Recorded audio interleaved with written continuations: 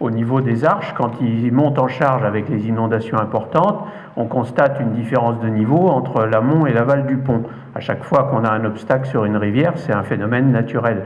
Donc on sait que la présence du pont, pour un débit qui est constant, le fait qu'il y ait un pont au milieu, ça aggrave la montée des eaux en amont. Donc la question qui se pose, c'est est-ce qu'on peut modifier cet ouvrage? Alors avec tout le respect qu'on lui doit pour un vieil ouvrage, j'ai entendu madame tout à l'heure votre réflexion, est-ce qu'on peut modifier cet ouvrage pour améliorer l'écoulement sous l'ouvrage, pour essayer de réduire un petit peu les impacts en amont? Alors en étant conscient que si on facilite l'écoulement de l'eau au niveau de cet ouvrage-là, comme le disait le maire de Saint-Martin tout à l'heure, on va accélérer la descente d'eau en aval, donc on risque d'avoir des effets négatifs en aval de Malétroit.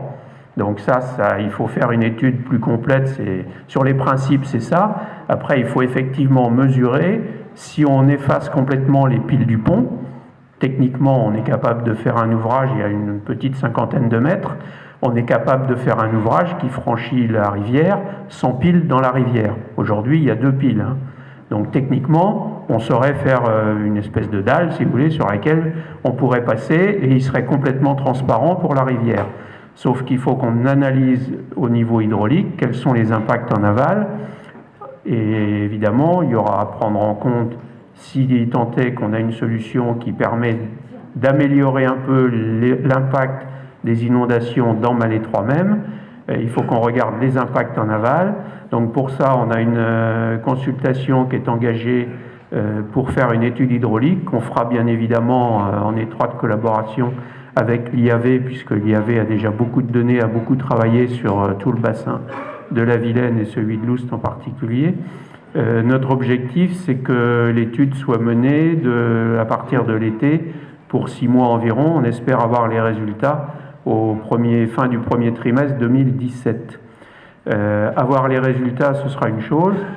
Après, il faudra savoir concrètement qu'est-ce qui peut être fait, combien ça coûte, comment c'est financé, et entre autres l'aspect du pont, puisque la solution simple, si c'est une option intéressante au point de vue des inondations, la solution simple, c'est de détruire le pont et de faire une dalle. Il y aura peut-être quelques réclamations et souhaits que ce soit un petit peu plus joli que ça, et du coup, il y a un surcoût, malheureusement, à prévoir dans l'aspect de l'ouvrage. Mais c'est bien sous réserve du résultat de l'étude hydraulique. Il ne s'agit pas de réduire un peu l'impact des inondations dans Malétroit pour les aggraver en aval.